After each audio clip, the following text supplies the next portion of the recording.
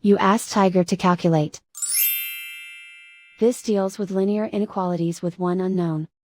The final result is n greater than 4. Let's solve it step by step. Group all in terms on the left side of the inequality.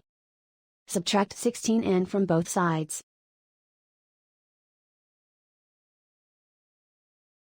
Simplify the arithmetic.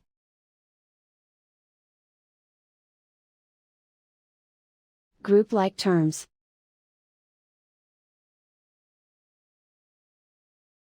Simplify the arithmetic.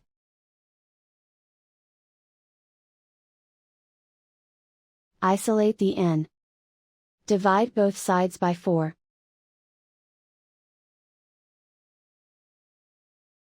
Simplify the fraction.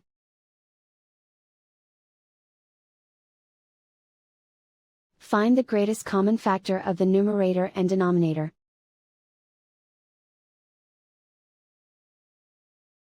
Factor out and cancel the greatest common factor.